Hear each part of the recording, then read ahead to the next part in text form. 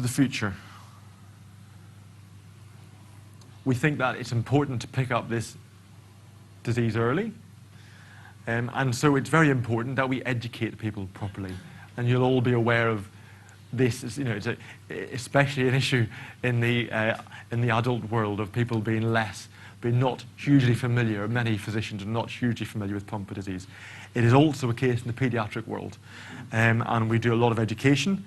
And there's a lot of work going on to try and get people to do the test early. Often these children are quite floppy before heart disease is found. And it's clear that there's a lot of different genetic diseases that make a child floppy. And Pompe disease is certainly not the most common of those. And in the past, people have started at the most common things and worked down to the rarities. Our view would be there's not very many of those conditions that are actually treatable. So although Pompe disease is down the list, you should do the test at the top of the list because it's one of the few things which is treatable. Newborn screening is, in a sense, the logical way to pick up diseases early. We do it for a variety of metabolic diseases, so it's something that we're comfortable with and familiar with. However, also throws up, as we know from other conditions, as many questions as it provides answers. And Alan will talk in some depth about this now, and hopefully we'll have some discussion around this issue. This is a complex question, and I don't want folk to get concerned or worried by this. This is an issue that we are now talking about as paediatricians looking after folk with infantile Pompe disease. And I really want to make, again, clear that the issues we're talking about relate, as far as we know, entirely to infantile Pompe disease. If the body's immune system is fighting the enzyme in some way or making the enzyme less effective, in a small percentage of patients, should we be trying to change the body's immune system so it doesn't do that?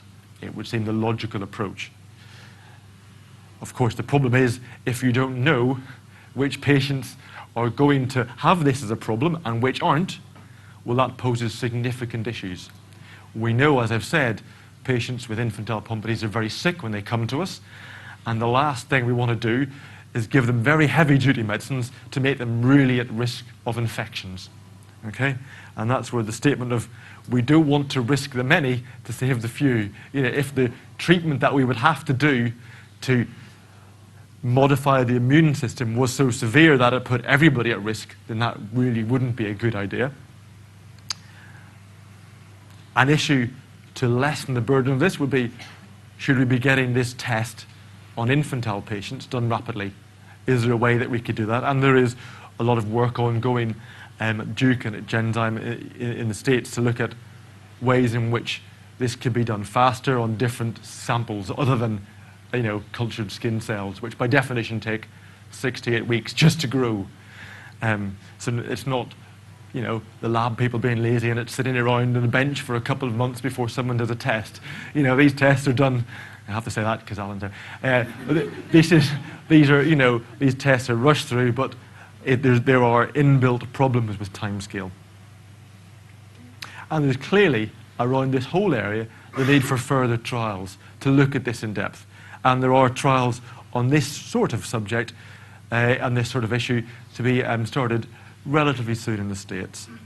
But that leaves us in the UK needing to come up with a strategy and a plan for what we do in the meantime, given the relative rarity of when infantile Pompe patients appear and people who could be enrolled in trials, results don't happen. We don't get results from the trial in a couple of months' time. It will take years before we understand this more fully.